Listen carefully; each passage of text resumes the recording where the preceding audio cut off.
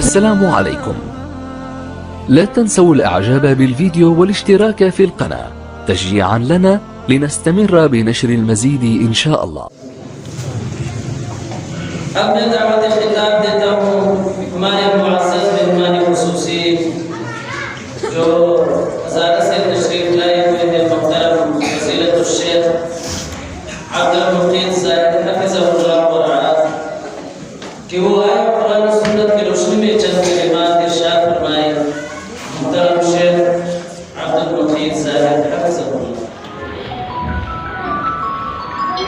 إن الحمد لله نحمده ونستعينه ونستغفره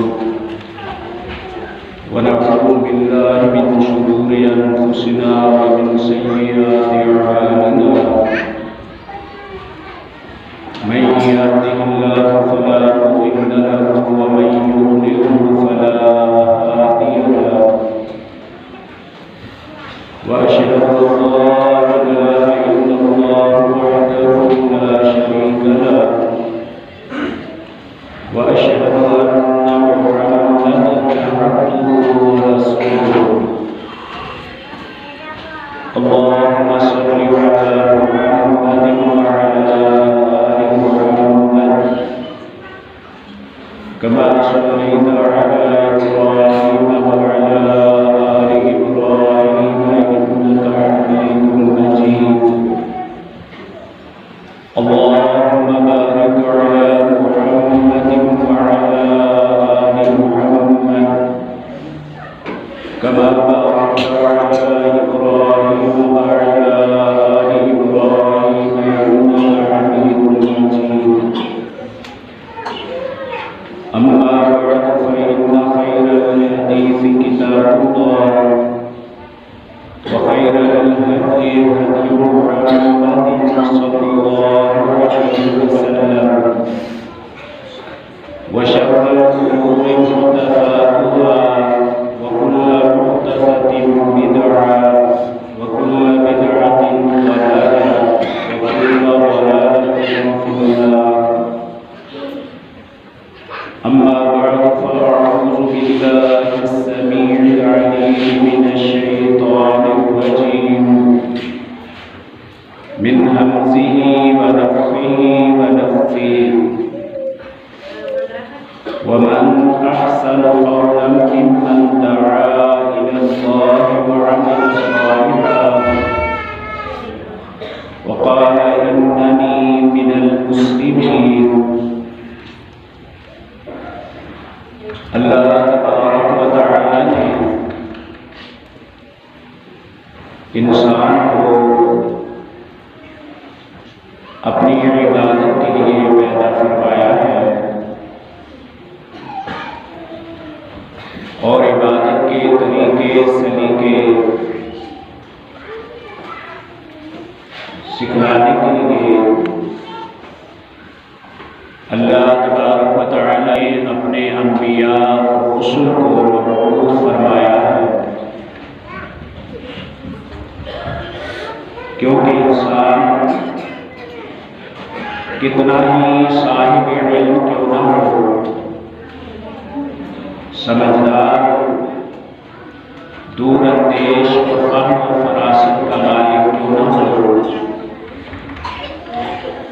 وہ اپنی عقل سے شعور سے اس بات کا تعین نہیں کر سکتا کہ عبادت کا کون سا طریقہ اللہ تبارک و تعالی کی شان و عظمت اور اس کی بڑائی اور کبریائی کے لائق ہے، اور میرے اس پیدا ہونے کے مقصد کو مکمل کرنے والا ہے. یہی وجہ ہے کہ جب اللہ تبارک و تعالی نے سیدنا آدم علیہ السلام کو جنت سے زمین پہ اتارا تو اسی وقت ارشاد فرمایا تھا إِمَّا يَأْتِيَنَّكُم مِّنِّي هُدًى فَمَن تَبِعَ هُدَايَ فَلَا خَوْفٌ عَلَيْهِمْ وَلَا هُمْ يَحْزَنُونَ۔ کہ آدم علیہ السلام تم زمین پہ جا رہے ہو، لیکن تمہارے لیے اور تمہاری نسل و اولاد کے لیے ابھی سے یہ بات کہہ دیتا ہوں کہ دنیا میں زندگی گزارنے کے طریقے اور سلیقے میں خود تمہیں بتاؤں گا، اور جو شخص دنیا کی زندگی میرے بتائے ہوئے طریقوں کے مطابق گزارے گا، میری رہنمائی اور میری مقتدائی میں گزارے گا،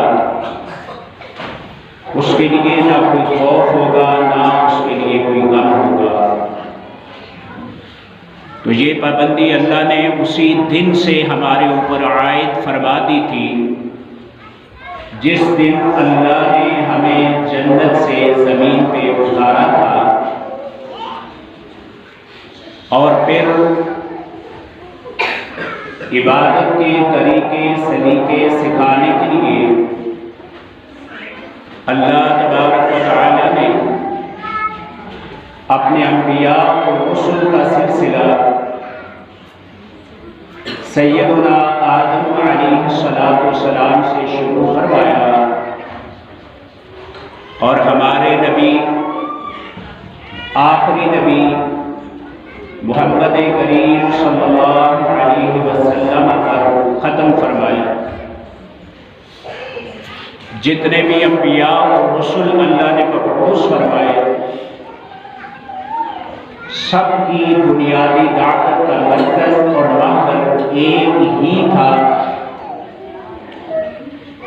جو اللہ تبارک و تعالی نے سورہ الانبیاء کی آیت نمبر 35 میں بیان فرمایا ہے، وَمَا أَرْسَلْنَا مِن قَبْلِكَ مِن رَّسُولٍ إِلَّا نُوحِي إِلَيْهِ أَنَّهُ لَا إِلَٰهَ إِلَّا أَنَا فَاعْبُدُونِ۔ اے محمد کریم صلی اللہ علیہ وسلم، وَمَا أَرْسَلْنَا مِن قَبْلِكَ مِن رَّسُولٍ، ہم نے آپ سے پہلے کوئی بھی رسول نہیں بھیجے، اِلَّا نُوحِي إِلَيْهِ، مگر ہم اس رسول کی طرف وحی کرتے رہے کہ أَنَّهُ لَا إِلَٰهَ إِلَّا أَنَا فَاعْبُدُونِ، کہ یہ بات جان لو کہ میرے سوا کوئی الہ نہیں، بس تم میری ہی عبادت کرو۔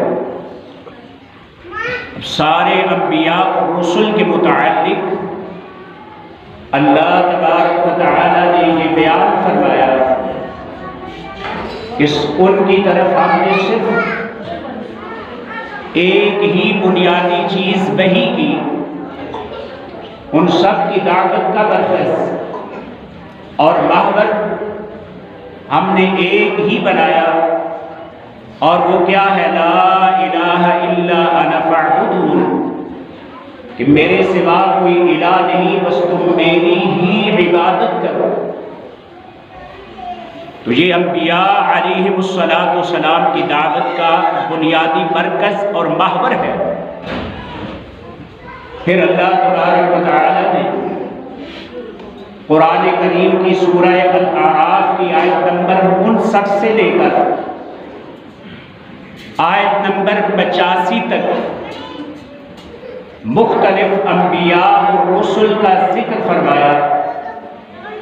سیدنا نوح علیہ السلام، سیدنا ہود علیہ السلام، سیدنا صالح علیہ السلام، سیدنا شعیب علیہ السلام، سارے انبیاء کا اللہ نے ذکر فرمایا، اور آپ خود جا کے دیکھ سکتے ہیں سورہ الاعراف کی آیت نمبر 59 سے لے کر 85 تک ان انبیاء کی بعثت، ان انبیاء کی نبوت کا اللہ نے ذکر فرمایا کہ ہم نے ان انبیاء کو اپنی اپنی قوم کی طرف نبی اور رسول بنا کے مبعوث کیا، اور ہر نبی نے علیہ الصلاۃ والسلام اپنی قوم کو یہی بات کہی، یا قوم اعبدوا اللہ ما لکم من الہ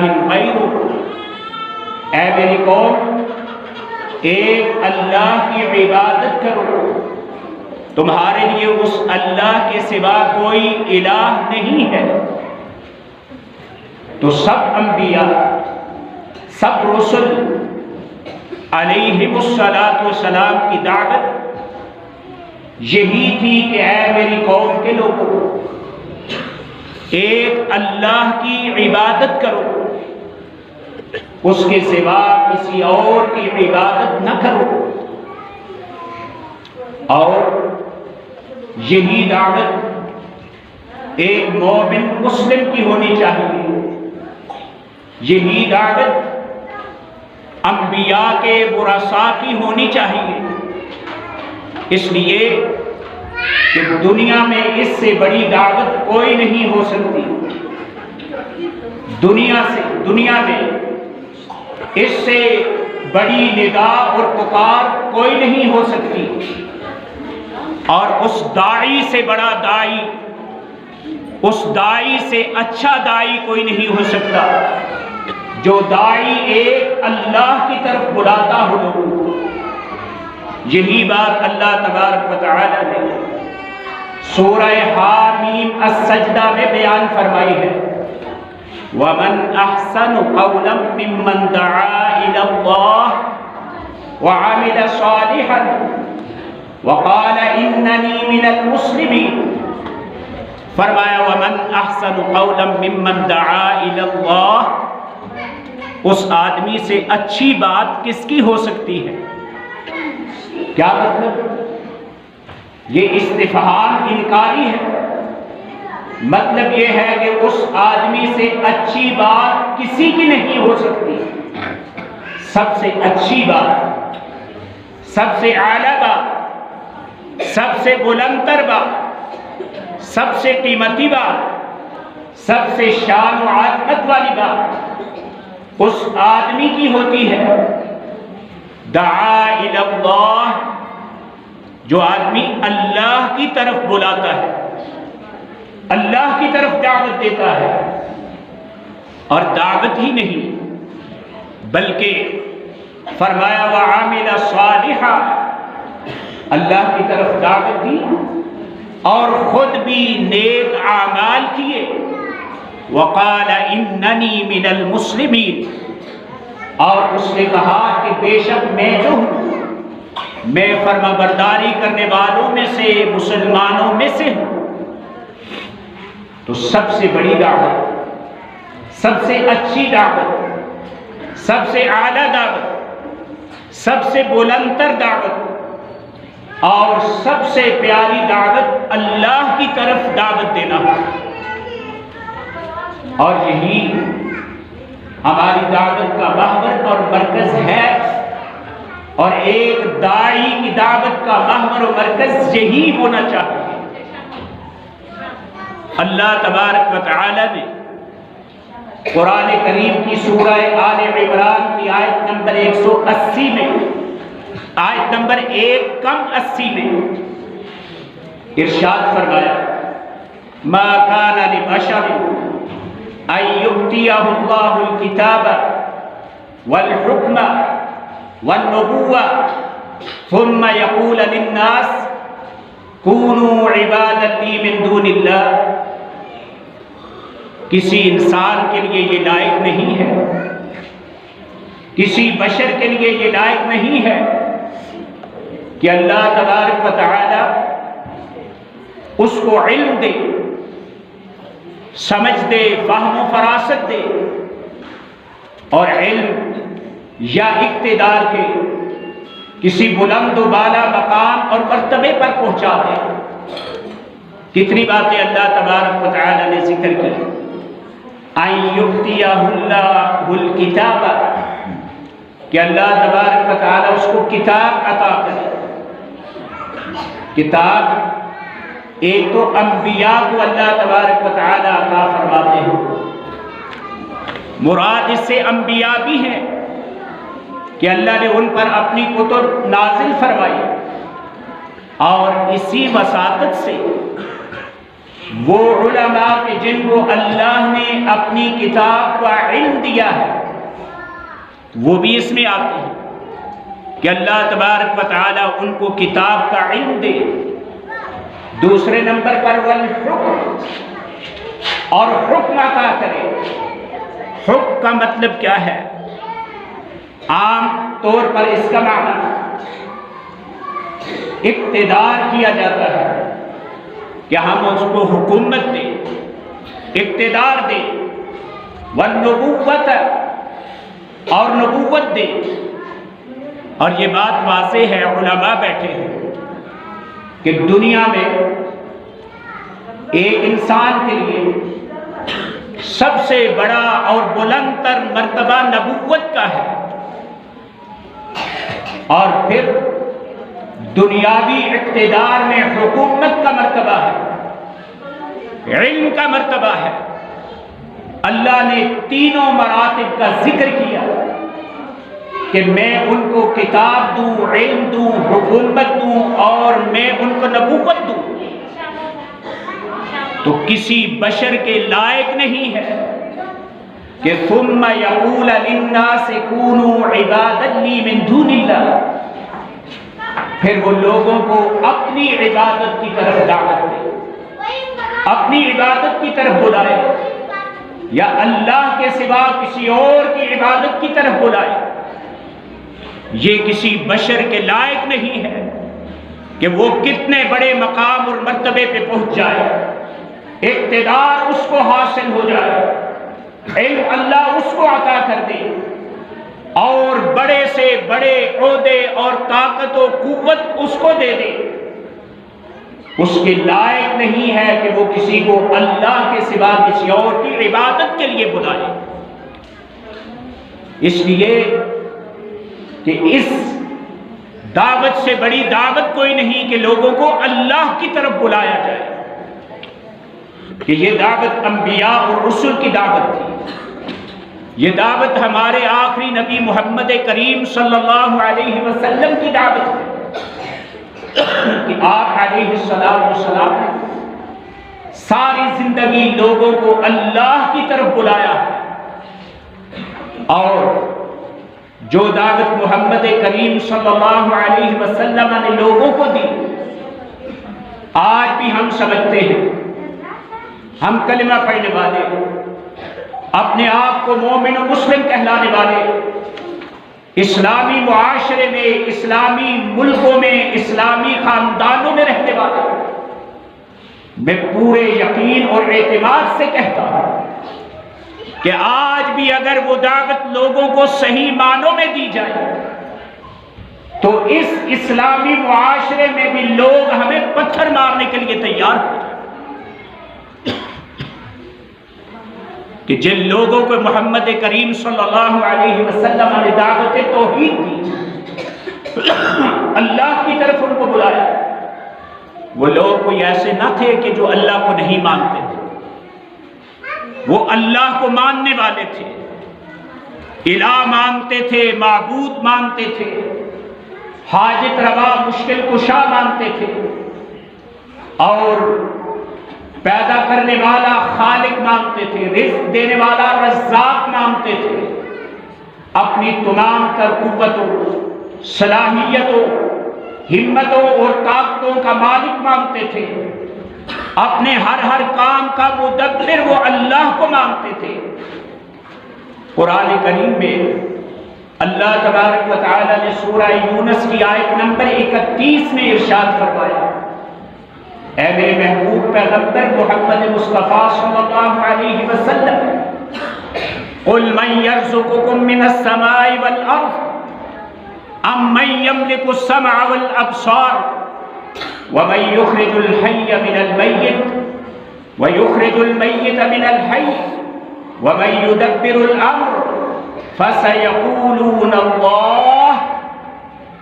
ان مکہ والوں سے پوچھئے، عرب کے مشرکین سے پوچھئے، لات منات عزا ہبل کے پجاریوں سے پوچھئے، بیت اللہ میں 360 بت سجا کے بیٹھنے والوں سے پوچھئے، لات منات عزا ہبل کے نام کے نذرانے دینے والوں کو پوچھئے، ان بتوں کے نام پہ اپنے جانوروں کو آزاد کرنے والوں سے پوچھئے.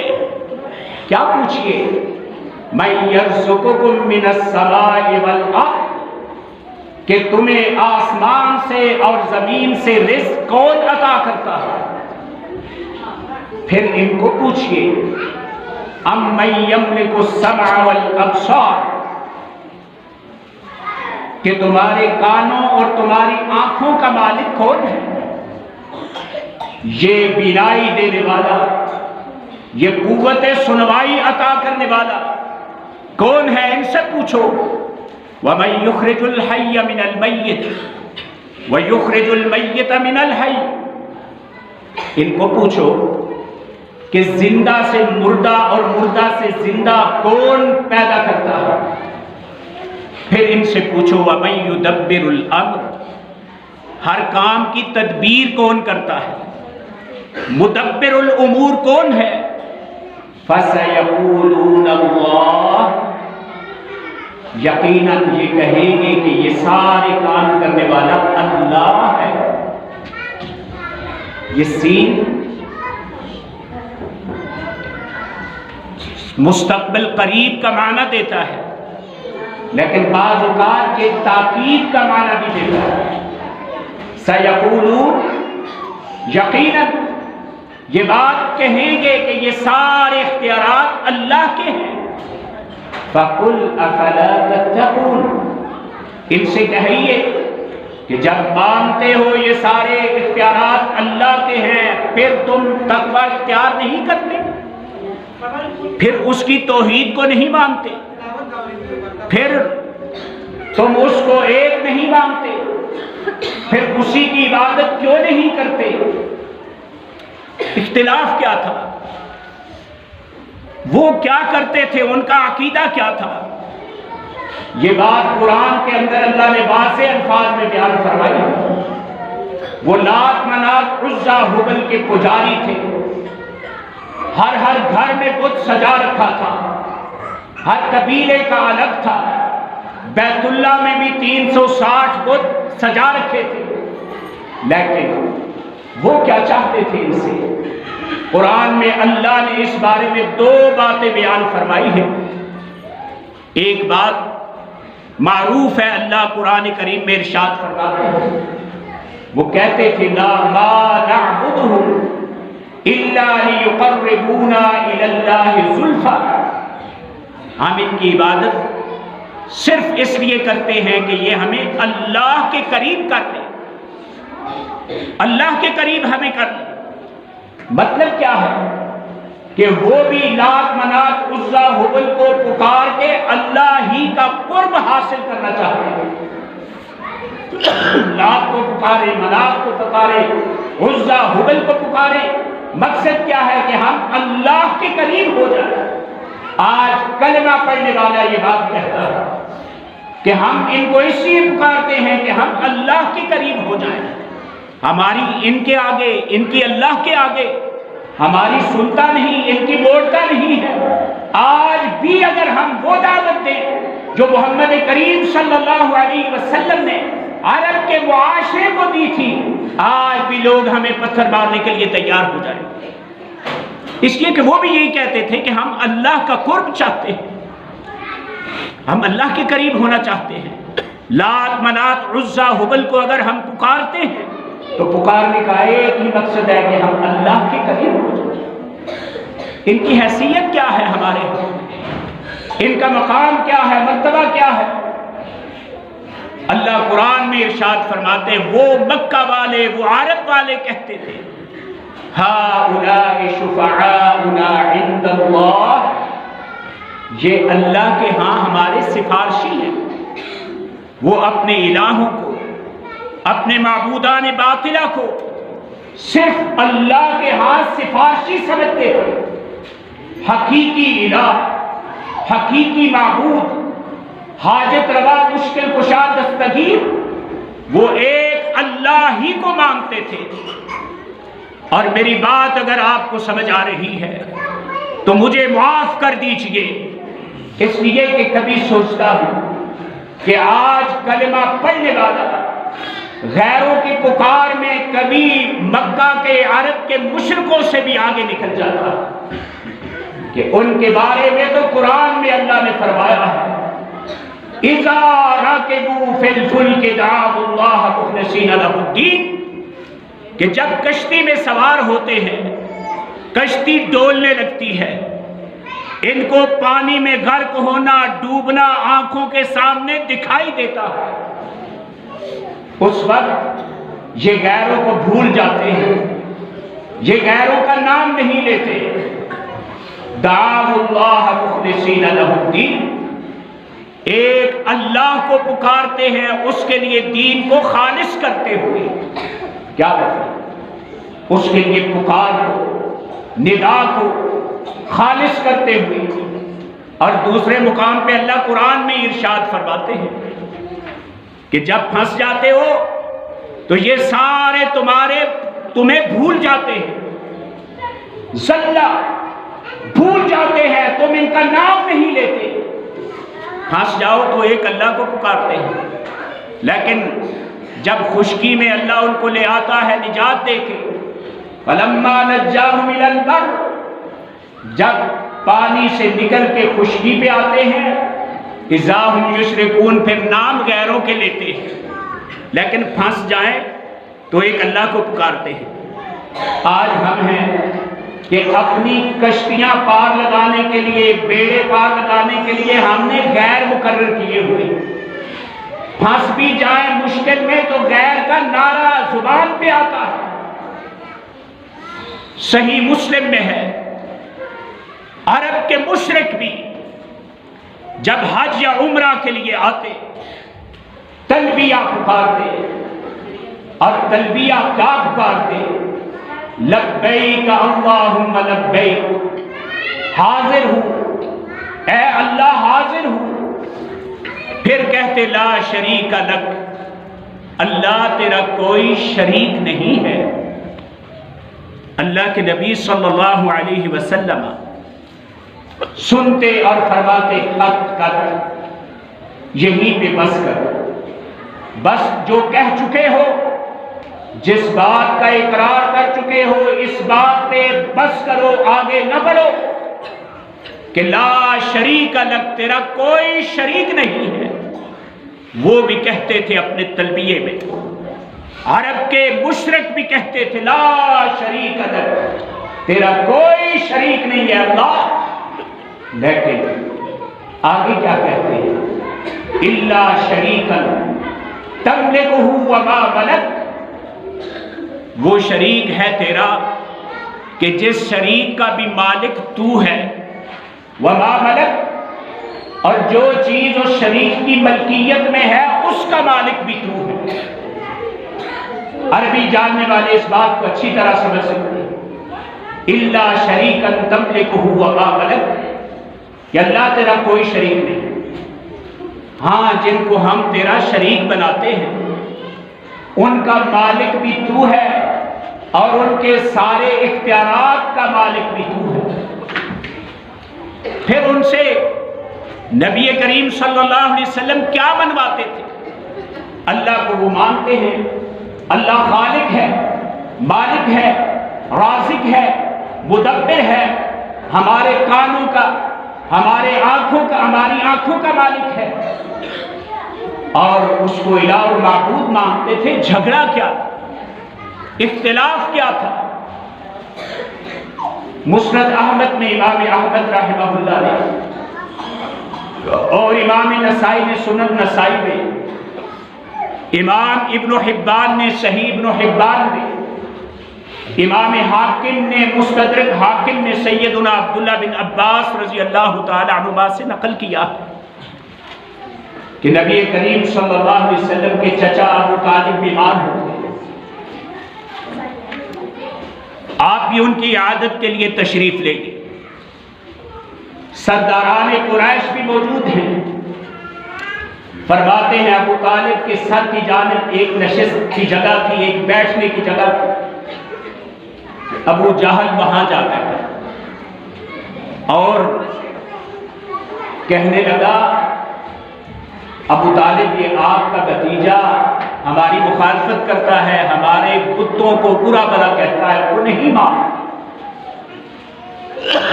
ابو طالب نے محمد کریم صلی اللہ علیہ وسلم کو مخاطب کر کے کہا یہ تیری قوم کے لوگ یشکوک تیری شکایت کر رہے ہیں, یہ تیری شکایت کر رہے ہیں, تو ان کو کیا کہتا ہے؟ کہنے لگے چچا ایک ہی کلمہ کہتا ہوں, ان کو ایک ہی کلمہ کہتا ہوں, اگر وہ ایک کلمہ یہ پڑھ لیں, اس کا اقرار اظہار کر لیں, تو عرب پہ ان کی حکومت ہوگی, عجم بھی ان کو جزیہ دینے کے لیے تیار ہوگی. کہا وہ کون سا کلمہ ہے؟ ایک کلمے کی بات ہے, ایک ہی بات ہے, اس کا اختلاف ہے, کون سی بات ہے؟ آپ صلی اللہ علیہ وسلم نے کہا چچا میں ان کو کہتا ہوں لا الہ الا اللہ, اقرار کر دو کہ اللہ ایک ہے, غیروں کو الہ نہ مانو, غیروں کی نفی کرو. کیا ہوا؟ ابن عباس فرماتے ہیں یہ لوگ اٹھ کے چلے گئے اور کہنے لگے اجعل الآلہۃ الہ واحدا ان ھذا لشیء عجاب, کہ اس نے سارے الہوں کو ایک الہ بنا دیا ہے. کیا مطلب ہے؟ کہ ہمیں کہا ہے کہ یہ اپنے غیروں کو الہوں کو چھوڑ کے ایک اللہ کو الہ مانے. ان ھذا لشیء عجاب, یہ بڑی عجیب بات ہے جو ہماری سمجھ میں نہیں آتی. تو اللہ تبارک و تعالی نے سورہ صاد کی پہلی 5 آیات اس موقع پہ نازل فرمائی جن میں اللہ نے یہی بات بیان کی کہ یہ لوگ کہتے ہیں اجعل الآلہۃ الہ واحدا ان ھذا لشیء عجاب, کہ محمد کریم صلی اللہ علیہ وسلم نے سارے الہوں کو چھوڑ کر ہمیں ایک الہ کی دعوت دی ہے. یہ بات بڑی عجیب ہے جو ہماری سمجھ میں نہیں آ رہی. اختلاف ایک کا تھا, اختلاف لا کا تھا کہ اللہ کے سوا کوئی نہیں ہے, تنہا اللہ الہ اور معبود ہے. وہ اللہ کو ماننے کے لیے تیار نہیں بلکہ مانتے تھے. لیکن اختلاف صرف اتنا تھا کہ یہ واسطے وسیلے چھوڑ دو, یہ ان کے آگے ان کے ذریعے سے آگے اللہ تک پہنچانا چھوڑ دو, براہ راست اللہ کو الہ اور معبود مان کے اسی کو پکارو. یہ اختلاف تھا عرب کو, عرب والوں کو محمد کریم صلی اللہ علیہ وسلم سے. اور محمد کریم صلی اللہ علیہ وسلم کی دعوت کیا ہے؟ یہی دعوت تھی کہ ایک اللہ کو پکارو, اور اللہ کے فضل و کرم اور اس کی توفیق سے آج یہی دعوت ہماری ہے, آل الحدیث کی ہے, علی منہج السلف لوگوں کی ہے, کہ ہم بھی کہتے ہیں لوگوں توحید میں ایک اللہ کو مانو, اللہ کے سوا کسی اور کو الہ اور معبود نہ مانو. اور سارے انبیاء اور رسل کی دعوت بھی یہی تھی. انبیاء اور رسل کی دعوت کا محور و مرکز بھی یہی تھا. اور انبیاء اور رسل کی دعوت کا دوسرا حصہ, انبیاء اور رسل کی دعوت کا دوسرا حصہ کیا تھا؟ وہ یہ تھا کہ اللہ کی عبادت کرو, اللہ کو پکارو, اللہ کو الہ اور معبود مانو، اور اطیعون میری اطاعت کرو۔ دوسرا حصہ انبیاء اور رسل کی دعوت کا اپنی اتباع اور اطاعت کی طرف لوگوں کو بلانا تھا۔ اور آج اللہ کے فضل و کرم سے ہماری دعوت کا دوسرا حصہ بھی یہی ہے کہ لوگوں اللہ کی عبادت کرو اور اس کے بعد محمد کریم صلی اللہ علیہ وسلم کی اتباع کرو۔ اس لیے کہ جتنے انبیاء اور رسل اللہ نے مبعوث فرمائے ہیں ان کے متعلق قرآن کریم کی سورہ النساء کی آیت نمبر 63 میں اللہ کا فرمان ہے، وَمَا أَرْسَلْنَا مِن رَّسُولٍ إِلَّا لِيُطَاعَ بِإِذْنِ اللَّهِ۔ اللہ تبارک و تعالی 1 2 4 6 انبیاء اور رسل کا ذکر نہیں کیا۔ علماء جانتے ہیں کہ نفی کے بعد اس بات جو ہوتا ہے یہ تخصیص کا فائدہ دیتا ہے۔ اللہ نے پہلے نفی کی، وَمَا أَرْسَلْنَا مِن رَّسُولٍ، ہم نے کوئی بھی رسول نہیں بھیجا، إِلَّا لِيُطَاعَ بِإِذْنِ اللَّهِ، مگر اس لیے کہ اس کی پیروی کی جائے۔ اور پیروی بھی کس طرح کی جائے؟ پیروی کی جائے رسول کی، لیکن پیروی اس طرح کی جائے کہ اللہ کا حکم سمجھتے ہوئے کہ مجھے اللہ کا حکم ہے کہ میں رسول کی پیروی کروں۔ یا بعض ہمارے سکالر ٹی وی پہ بیٹھ کے یہ کہہ دیتے ہیں کہ کچھ غیر مسلم لوگ بھی محمد کریم صلی اللہ علیہ وسلم کی پیروی کرتے ہیں، آپ صلی اللہ علیہ وسلم کے اصول و ضوابط کو مانتے ہیں۔ وہ کہہ دیتے ہیں وہ بھی اتنے مومن ہیں، وہ بھی اتنے جنت کے مستحق ہیں، لیکن یہ بات ہمیں سمجھنی چاہیے کہ اتباع رسول کی کرنی ہے علیہ الصلوۃ والسلام، لیکن کیسے کرنی ہے؟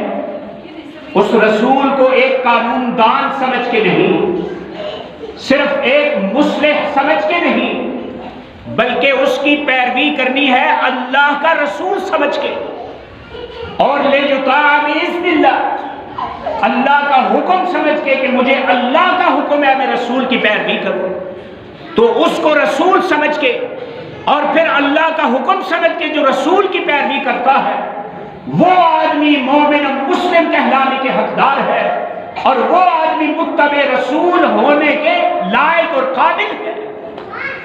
جو صرف ایک قانون دان سمجھتا ہے، رسول نہیں سمجھتا، ایک معاشرے کے لیے مصلح سمجھتا ہے، نبی نہیں سمجھتا، اور آپ کے قوانین اور اصول و ضوابط کو مانتا ہے، وہ آدمی محمد کریم صلی اللہ علیہ وسلم یا دیگر انبیاء اور رسل کی نبوت پر ایمان لانے والوں میں شامل و داخل نہیں ہو سکتا۔ تو بہرحال کہنے کا مطلب یہ ہے کہ اللہ تبارک و تعالی نے خود بھی اس بات کو قرآن کریم میں بطور حکم ہمارے لیے بیان کیا ہے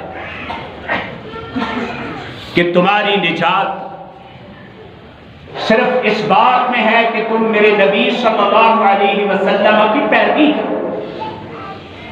قل ان کنتم تحبون اللہ فاتبعونی یحببکم اللہ۔ اللہ فرماتے ہیں میرے نبی صلی اللہ علیہ وسلم ان کو کہہ دو کہ اگر تم اللہ سے محبت کرنا چاہتے ہو تو محبت کا معیار کیا ہے؟ محبت کیسے ہوگی؟ فاتبعونی، مجھ محمد صلی اللہ علیہ وسلم کی پیروی کرو۔ تو اللہ نے یہ نہیں کہا کہ تم محبت کے دعوے میں سچے ہوگے۔ میرے نبی صلی اللہ علیہ وسلم ان کو کہو کہ اللہ سے محبت کرتے ہو، محبت کرنا چاہتے ہو تو مجھ محمد صلی اللہ علیہ وسلم کی پیروی کرو۔ اگر تم محمد صلی اللہ علیہ وسلم کی پیروی کرو گے تو یہ نہیں کہ تم محبت کے دعوے میں سچے ہوگے، بلکہ تمہیں جواب محبت یہ ملے گا کہ یحببکم اللہ، اللہ تم سے محبت کرے۔ اور جس کو اللہ کہہ دے کہ میں تجھ سے محبت کرتا ہوں اس کے نصیبے اور اس کے مقدر کا کیا ہی کہنا، اس سے بڑا مقدر اور اس سے بڑا نصیبہ کسی کا نہیں ہو سکتا۔ اس لیے نبی کریم صلی اللہ علیہ وسلم کی پیروی، آپ صلی اللہ علیہ وسلم کی اتباع، آپ صلی اللہ علیہ وسلم کی اطاعت، یہ ہماری دعوت کا دوسرا بڑا حصہ ہے، اور اسی میں ایک مومن مسلم کی کامیابی ہے، اسی میں نجات ہے، اور یہی سیدھا راستہ ہے کہ محمد کریم صلی اللہ علیہ وسلم کی پیروی کی جائے۔ امام احمد رحمہ اللہ نے مسند احمد میں، امام حاکم رحمہ اللہ نے مستدرک حاکم میں نقل کیا، سیدنا عبداللہ بن مسعود رضی اللہ تعالی عنہ فرماتے ہیں اللہ کے نبی صلی اللہ علیہ وسلم نے ایک دفعہ ایک سیدھی لکیر کھینچی، اور سیدھی لکیر کھینچنے کے بعد اس کے دائیں بائیں بہت ساری لکیریں کھینچی، اور پھر سیدھی لکیر پہ ہاتھ رکھ کے کہا کہ یہ میرا سیدھا راستہ ہے، یہ صراط مستقیم ہے، فاتبعوہ، تم اسی کی پیروی کرو۔ اور دائیں بائیں جو لکیریں ہیں ان کے بارے میں آپ نے فرمایا کہ یہ شیطانی راستے ہیں، اور ہر راستے پہ ایک شیطان ہے جو لوگوں کو اپنی طرف بلاتا ہے۔ اور قرآن میں بھی اللہ تبارک و تعالی نے سورہ الانعام کی آیت نمبر 153 میں ارشاد فرمایا ان ھذا صراطی مستقیما فاتبعوہ ولا تتبعوا السبل فتفرق بکم عن سبیلہ، لوگوں یہ میرا سیدھا راستہ ہے، اس کی پیروی کرو۔ ولا تتبعوا السبل، ایک راستے کو چھوڑ کے اللہ نے فرمایا سبل کی پیروی نہ کرو، یہ جمع ہے سبل، اس کا مطلب کیا ہوا کہ راستہ ایک ہی ہے، راستہ ایک ہی ہے سیدھا جو جنت میں جاتا ہے۔ سبل 2 3 4 نہیں کہ لوگ کہہ دیتے ہیں چاروں میں سے کوئی مان لو ٹھیک ہو جاؤ، چاروں میں سے کسی کے پیچھے لگ جاؤ ٹھیک ہو۔ اللہ نے فرمایا لا تتبعوا السبل، بات 2 3 4 کی نہیں کرنی، بات ایک ہی کی کرنی ہے۔ کیوں؟ اگر تم اس ایک سے ہٹ جاؤ گے تو تفرق بکم، یہ تمہیں سیدھے راستے سے جدا کر دے گا۔ جب سیدھے راستے سے جدا ہو جاؤ گے گمراہ ہو جاؤ گے، اور جنت کا سیدھا راستہ تم سے کھو جائے گا، بھٹک جاؤ گے۔ اس لیے راستہ ایک ہے، سچ ایک ہے، سچ سیدھا ہے اور صاف ستھرا، نکھرا ہوا اور شفاف۔ اللہ تبارک و تعالی نے یہی بات ہمیں قرآن کریم میں ارشاد فرمائی کہ قل ھذہ سبیلی ادعو الی اللہ علی بصیرۃ انا ومن اتبعنی، کہہ دیجئے یہ میرا سیدھا راستہ ہے، میں علی وجہ البصیرہ تمہیں اس کی دعوت دیتا ہوں، میں بھی بصیرت پر ہوں، اور جس نے میری پیروی کی وہ بھی سیدھے راستے پہ ہے، علی وجہ البصیرہ میری پیروی کرتا ہوں۔ اس کا مطلب کیا ہے کہ سیدھے راستے کی پیروی کرنی چاہیے، اور پیروی بھی علی وجہ البصیرہ کرنی چاہیے، اندھا دھند پیروی نہیں کرنی چاہیے، جس طرح بعض لوگ اندھا دھند پیروی کی دعوت دیتے ہیں۔ علی وجہ البصیرہ، سوچ سمجھ کے، تحقیق و تفتیش کے ساتھ، حق کو پہچان کے اس کی پیروی کی دعوت نہیں دی جاتی، بس جو کہہ دیا ہمارے بڑے نے اس کو مان لو، جیسے بھی ہے ویسے ہی مان لو۔ اللہ کہتے ہیں میں محمد صلی اللہ علیہ وسلم، اللہ کہتے ہیں نبی صلی اللہ علیہ وسلم کہہ دیجئے کہ میں دعوت دیتا ہوں سیدھے راستے کی، علی وجہ البصیرہ دیتا ہوں، اندھا دھند کسی چیز کی طرف نہیں بلا۔ کہ آج تباہی اور بربادی اس وقت ہوئی امت میں کہ جب ہم نے علی وجہ البصیرہ دعوت دینی چھوڑ دی اور علی وجہ البصیرہ اسلام کو ماننا چھوڑ دیا اور حالت یہاں تک آ پہنچی کہ ہمیں اللہ کی ناراضگی، اللہ کے غصے اور غضب کا اتنا ڈر نہیں ہوتا جتنا غیروں کی ناراضگی اور غیروں کے غصے اور غضب کا ڈر ہوتا ہے۔ ہمیں محمد کریم صلی اللہ علیہ وسلم کی نافرمانی پہ اتنا خطرہ لاحق نہیں ہوتا جتنا غیروں کی نافرمانی پہ ہمیں خطرہ لاحق ہوتا ہے۔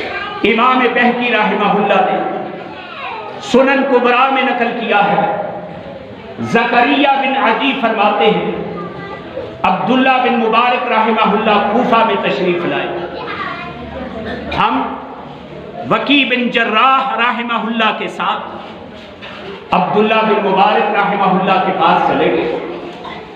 عبداللہ بن مبارک کو ہم نے درخواست کی کہ کچھ احادیث ہمیں بیان کر دیجئے۔ عبداللہ بن مبارک رحمہ اللہ احادیث بیان کرنے لگے، نبی کریم صلی اللہ علیہ وسلم سے احادیث روایت کرنے لگے، صحابہ کے اقوال بیان کرنے لگے، لیکن لوگ بالکل عدم توجہی کا شکار تھے، کوئی پرواہ نہیں، احادیث رسول سنی، کوئی پرواہ نہیں۔ اور عبداللہ بن مبارک رحمہ اللہ کہنے لگے کہ یہ لوگ کیسے ہیں کہ حدیث پہ پرواہ نہیں کرتے۔ کوفہ والے کہنے لگے عبداللہ بن مبارک سے کوئی ہمیں ہماری باتیں بیان کر، ہمیں کوئی ہماری باتیں بیان کر۔ عبداللہ بن مبارک رحمہ اللہ کہنے لگے ہمیں الحسن بن عامر نے بیان کیا فضیل بن عامر سے۔ فضیل بن عامر کہتے ہیں کہ امام ابراہیم نخعی رحمہ اللہ نے کہا کہ لوگ کہتے ہیں اگر نبیس نشہ آور ہو جائے تو اس کے بعد اس کو دوبارہ پینا کبھی حلال نہیں۔ جب یہ بات کوفہ والوں نے سنی تو سر جھکا لیے، یہ بات سنی تو سر جھکا لیے۔ عبداللہ بن مبارک کہنے لگے رحمہ اللہ ان کوفہ والوں کو کون سمجھائے، حدیث رسول بیان کی، ٹس سے مس نہ ہوئے، کوئی پرواہ نہ کی، جب قول بیان کیا تو اس وقت سر جھکا لیے کہ یہ اب کیسے ہم اس پر عمل کر سکتے ہیں۔ ظلم اس وقت ہوتا ہے جب اہمیت اللہ کے قرآن کو نہ دی جائے، اہمیت نبی مکرم صلی اللہ علیہ وسلم کے فرمان کو نہ دی جائے، اور اقوال کو، غیروں کے اقوال کو، غیروں کی پکار کو اہمیت دی جائے، اللہ کی ناراضگی سے نہ ڈرا جائے، غیروں کی ناراضگی سے ڈرا جائے، نبی مکرم صلی اللہ علیہ وسلم کی نافرمانی سے نہ ڈرا جائے، غیروں کی نافرمانی سے ڈرا جائے، تو اس وقت انسان رائے راست سے بھٹک جاتا ہے۔ اس لیے ہماری دعوت یہ ہے کہ لوگوں ایک اللہ کی طرف آؤ اور محمد کریم صلی اللہ علیہ وسلم کی طرف